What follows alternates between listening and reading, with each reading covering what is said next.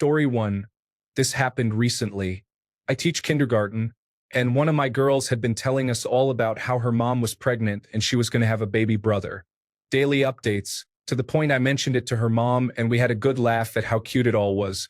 The Monday after Thanksgiving break, my girl tells me, "My baby brother stopped breathing." I called home to check on things. At this point, I was invested, and the mom just laughed it off, said she and the baby were fine, but she would talk to the girl and make sure she was okay. Wednesday, the girl was absent, the first time she had missed all year. I wasn't really worried and didn't really think about it until she was absent the next day. I called home but didn't get an answer.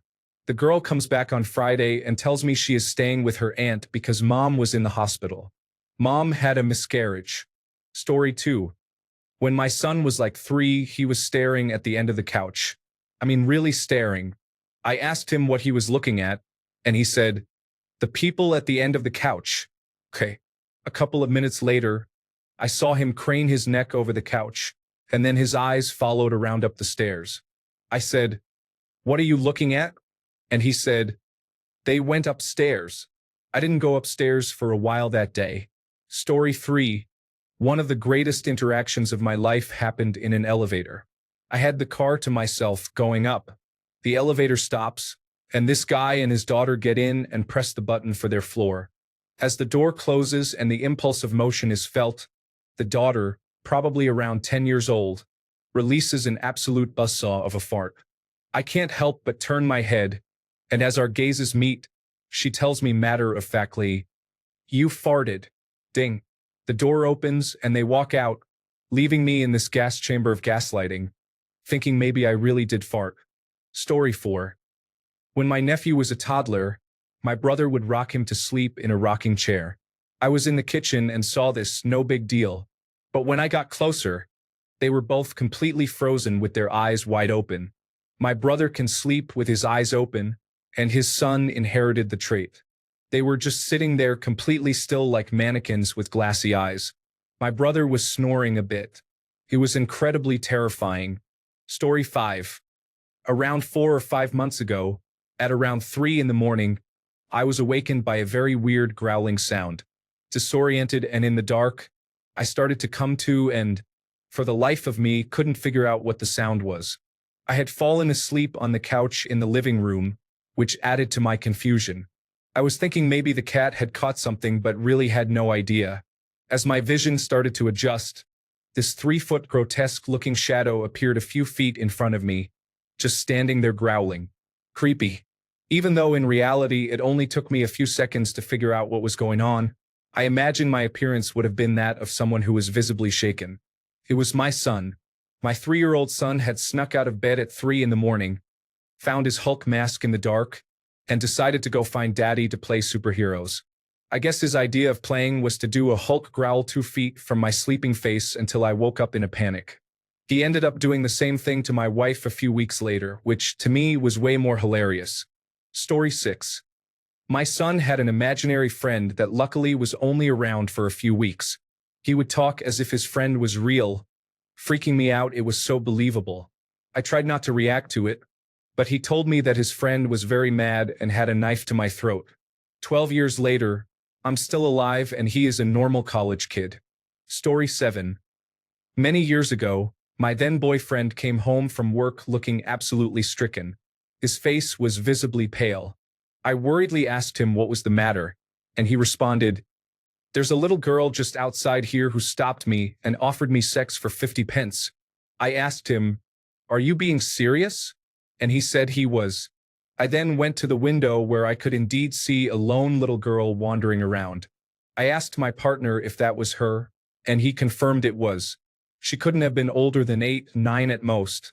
I called the police to let them know what she'd said to my partner and urged them to come, as she was all by herself and hugely at risk, especially when she was approaching men who were also alone.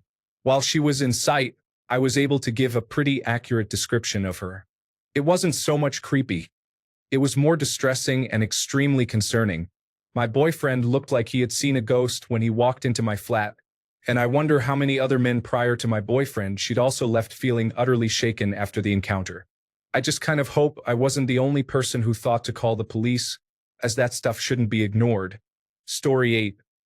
Luna is going to die next week, said the little sister of a boy I was tutoring. She said this in a really sad tone. I was freaking out inside, wondering if she has a sick friend I don't know about or something, and wondering why the parents didn't warn me. Turns out what she meant was that her favorite TV show, Soy Luna, was going to be taken off Netflix. It's a Disney show, and this was shortly before Disney Plus started, so all of the Disney stuff was disappearing from Netflix. Story 9. My son happily told me, when you die, worms will eat your face, and I can finally get a cat. Then I'll let the cat eat the rest of you. Thanks, kid. You're so generous. Story 10. I was a summer camp director for a few years before COVID-19 made the camp go out of business. I ran the programming for the older kids and teens. My peer ran the programming for the younger kids. The youngest we had were 6. We had a policy that the campers who got 3 warnings in a day were sent to us, like going to the principal's office, where we would get to the bottom of the situation and the appropriate discipline. It's not uncommon to have repeat offenders in the office, and it was really hard to surprise us after several summers of 150 campers a week all summer. Until year 3, enter a 6-year-old blonde boy who looked like he was pulled straight out of a Gap Kids photo shoot. He's in the office day 1, about 3 hours into camp, for hitting another camper with a kayak paddle and purposefully knocking another off their paddleboard. Same kid, same day, in the office again until pickup time for throwing all of his group's boys' socks into the pool and hiding everyone's shoes behind the toilets. Tuesday, he pestered a girl until she threw up from anxiety. By Wednesday afternoon, we got a frantic call from the lead counselor, a seasoned veteran in year 4 of working for us, threatening that if we did not remove this child from her group immediately, she would quit that instant. The boy tried to drown another student in the pool, and the lifeguard had to physically haul him off the other kid. The kids had no previous issues. I'll never forget sitting in that office with my co-director, listening to this tiny child calmly explaining that he did it to see what would happen, and if they made the same face as my sister when I squeezed her neck at home. He then calmly explained how he hated his sisters and that he would bite them to make them listen to him. We called the Parents and Child Protective Services, and Dad came in only an hour later, with said baby sisters in tow. One was about 3.5 and cowered behind Dad when she saw her brother, and the other was a 10-month-old baby. In conversation with the dad, we found out, to all 3 of our horror, that the baby and sister both had bite marks on their thighs and backs and that the boy was already in anger management therapy. Or so Dad thought. The boy just looked at his dad and said, "No, Mommy just takes me to the park instead." Long story short, Mom came in at the normal pickup time. I witnessed the breakup of a marriage because the mom knew about the bite marks but never said anything and brushed off everything we said, including all the video evidence from the pool deck and camp spaces, as targeting her son, and he would never. To which the dad said, "This is the last straw, Vivian, I'm filing for divorce."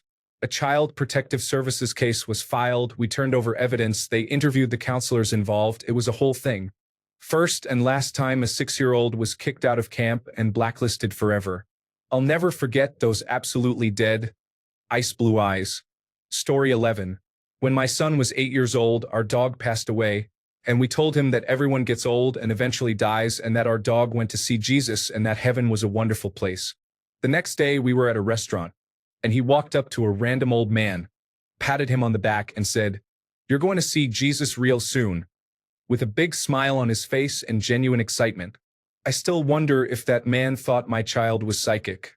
Story 12. My sister is 3 years older than I am.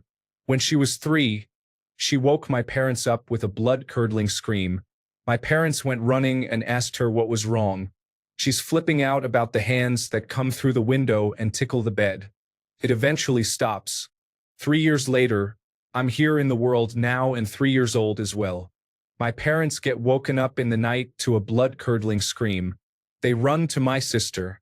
She's all confused. They go into my room, and I'm suddenly freaking out about hands tickling the bed. Story 13. When I was young, like less than 4 years old, I woke up in the middle of the night and called my mother just to tell her, "I see vampires," and then started hissing at her. She still tells the story of how terrified she was. Story 14.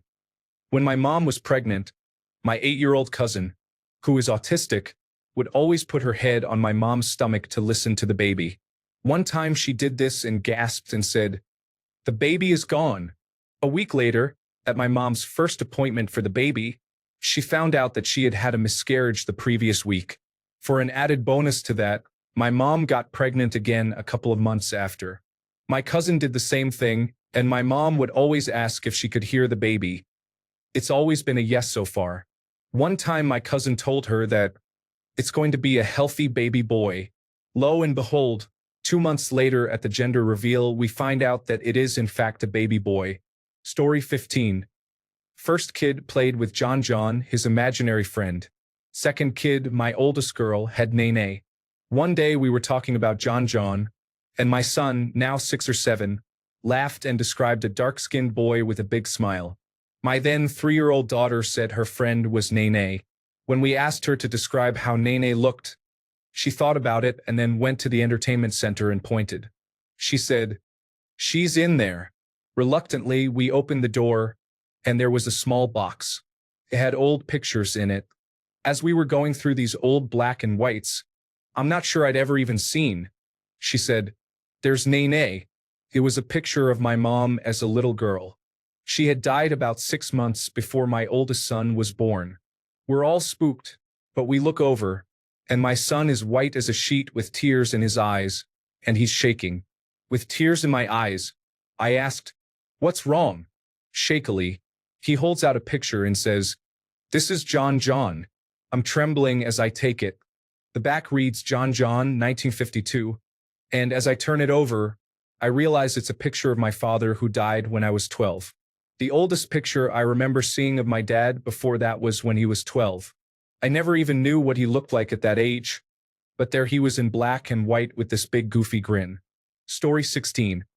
Not creepy exactly, but at 7 weeks pregnant, I was eating my dinner when my 3.5-year-old said to my partner, "Mommy's having a baby." He said, "Yes, I know." She smiled and said, "Actually, she's having 2 babies." She would kiss my tummy and say, "Night, night, baby 1. Night, night, baby 2, right throughout. Her twin sisters were born the following year. Story 17. Maybe not the absolute creepiest, but the one that stuck in my mind was when a family came into the place I worked, and as they were arriving, the kid looked at me and just said, "Goodbye." Story 18. I went to a friend's house the day after my grandmother died to collect a few things. One of their brothers, around 7 years old, sat next to me and whispered in my ear, "I hope you're going to die like your grandmother on the floor," and started laughing. I had to leave that room. All I felt was confusion, disgust, and disbelief that a child that young could say something so horribly evil. Story 19. When I was really little, my mom asked where my imaginary friend Sarah, who I frequently mentioned had a broken arm from a car accident, lived. I took my mom to the cemetery down the road. I took her to the grave of a little girl named Sarah, who died in a car accident. I couldn't read yet, and there was no way for me to know how that specific person died. Story 20. A couple of years ago, I was sitting outside and witnessed a boy about 5 to 6 years old pushing a toddler, possibly his sister, maybe 18 months, in a stroller past my house. I looked for an adult but didn't see one. I live on a corner, and just as they passed me, I heard the boy say, "Well, this is probably going to hurt a lot." And he took off running toward the 4-way intersection and just launched that stroller with the baby in it into the intersection. Somehow no cars were passing, but it was obvious his hope that they would be. I followed them home and told a woman what I'd seen and heard, but she seemed unconcerned. I saw that kid wandering the street not long after carrying an actual axe. Story 21. Not creepy really, but funny, was at my job at an after-school program. I regularly joke around with my work kids, kindergarten to 5th graders, once their grown-ups start arriving for pickup, and ask them, "Is that your mom or dad or aunt or uncle, etc.?" One day, a couple of months after I was back at work from having taken 5 weeks of family and medical leave act time for my dad's hospice and death, I was sitting next to one of my kindergartners when another child's name was called for pickup. So, as part of my normal end-of-day silliness, I asked the little dude next to me, "Is that your dad?" The little guy looked over to the door and said, "Nope." So I asked, "Is that my dad?" And that's when he looked at me, like I was the dumbest adult on the face of the planet, and completely straight-faced, said, "Your dad's dead." And I lost it, giggling, and said, "You know, bud, you're right. My dad is dead." Dad would have cackled at the way that little guy delivered that line. And since the goofy questions were something I learned from him and my uncles asking my cousins and me nonsense questions as a child, it seemed pretty fitting that the little guy's delivery was so impeccable. Story 22. When my brother was a kid, he was talking and laughing in his room alone. My mom went in and asked him who he was talking to. My brother said he was talking to his friend Kevin. My mom, already creeped out, asked who Kevin was. My brother said, "He's my friend, but he already went home. He lives in the walls." My brother is in his 30s now, but my mom is still creeped out and mad about Kevin.